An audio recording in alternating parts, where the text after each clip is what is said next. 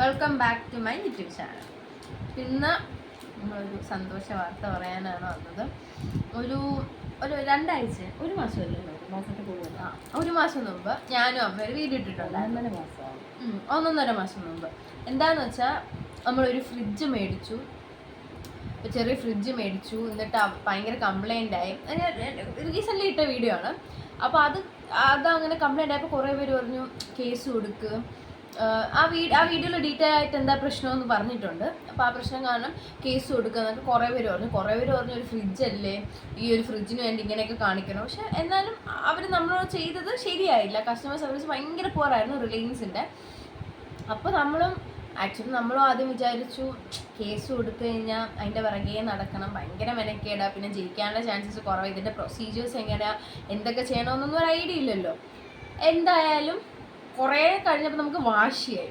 കാര്യം അവർ ഇത്രയും ഒട്ടും ഒരു കൺസിഡറേഷൻ തരാതിരുന്നപ്പോൾ നമുക്ക് ഭയങ്കര വാശിയായിട്ട് നമ്മളുണ്ട് കേസ് കൊടുത്തു. നമ്മുടെ അഡ്വക്കേറ്റ് സജീവ് തേവന്നൂർ അങ്കിളായിരുന്നു അഡ്വക്കേറ്റ്.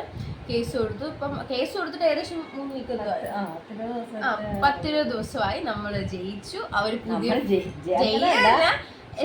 ജയമല്ല, അവരിങ്ങനെ കേസ് കൊടുക്കുമ്പോൾ ഉറപ്പായിട്ടും നമ്മളെ വിളിച്ചു പുതിയ ഫ്രിഡ്ജ് കൊണ്ടുവച്ചു. പുതിയ ഫ്രിഡ്ജ് മതിയെന്ന് പറഞ്ഞു. കാരണം പൈസയ്ക്ക് വേണ്ടിയിട്ടല്ലല്ലോ, നമ്മളൊരു സാധനം വാങ്ങിച്ച് നമുക്കത് റീപ്ലേസ്മെൻറ്റ് ചെയ്യണമെന്ന് മാത്രമേ ഉള്ളായിരുന്നു. അപ്പോൾ നമുക്ക് പുതിയ ഫ്രിഡ്ജ് 2 ദിവസമേ ആയുള്ളൂ ഫ്രിഡ്ജ് കൊണ്ട് വച്ചു. അപ്പോൾ ഇതിൽ നിന്ന് ഞാൻ പറയാൻ ഉദ്ദേശിച്ചതെന്ന് വെച്ചാൽ, പലപ്പോഴും നമ്മളിപ്പോൾ ചെറിയ സാധനം ആയതുകൊണ്ട് ഇത്ര രൂപയുടെ സാധനമല്ലേ, ഇനിയിപ്പോൾ ഇതിൻ്റെ കേസ് നടന്ന് എന്തിനിങ്ങനെ, പിന്നെ ചിലർ ഇത്ര പിശുക്കണം അങ്ങനെ. പക്ഷെ ഇതൊന്നും അതിൻ്റെ അല്ല. നമ്മളൊരു സാധനം പൈസ കൊടുത്ത് മേടിക്കുമ്പോൾ, ഒരു കടയിൽ നിന്ന് മേടിക്കുമ്പോൾ അത് അവരുടെ ഉത്തരവാദിത്തമാണ്. അപ്പം നമുക്ക് എന്തെങ്കിലും കംപ്ലൈൻറ്റ് ഉണ്ടെങ്കിൽ കേസ് കൊടുക്കാനൊന്നും ആരും മടിക്കരുത്. ഇത് ഈ വിചാരിക്കുന്ന പോലെ വലിയ പ്രൊസീജിയേഴ്സ് അങ്ങനെയൊന്നുമില്ല.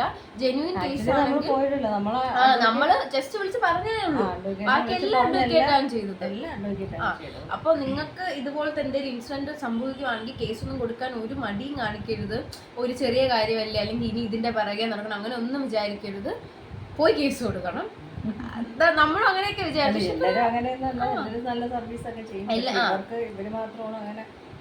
അതും നമുക്ക് തന്നത് പഴയ മോഡലായിരുന്നു. ഫ്രിഡ്ജ് ജെന്യൂൻ ആയിരുന്നു, പഴയ ഫ്രിഡ്ജ് ആയിരുന്നു. അപ്പൊ ഇപ്പം ലേറ്റസ്റ്റ് മോഡലിൽ സെയിം സാധനം കൊണ്ടുവച്ചു. സെയിം അല്ല, നമുക്ക് തന്ന ആൾക്ക് ഫ്രിഡ്ജ് എനിക്ക് തോന്നുന്നു ഇപ്പൊ അവിടെ ഇല്ലാതെ തോന്നുന്നു, ഇറക്കുന്നില്ല. അപ്പൊ കുറച്ചും കൂടി നല്ല. ഞാൻ ആ വീഡിയോ ഇട്ടപ്പോഴും ഇതിന്റെ അടി കുറെ പേര് കമന്റ് ചെയ്തു, ഒരു ഫ്രിഡ്ജ് അല്ലേ, ഇതിനൊക്കെ ഇത്ര വലിയ കാര്യമാക്കണോ, പിന്നെ ഇതിന് പോയാൽ എന്തെങ്കിലും കിട്ടും, അങ്ങനെ എങ്ങനെയാണ്. സോ കമന്റ് ചെയ്തവർക്കും കൂടെ കുറെ പേര് സപ്പോർട്ടും ചെയ്തു. ശരിയാണ്, കേസ് കൊടുക്കുന്നു പറഞ്ഞു.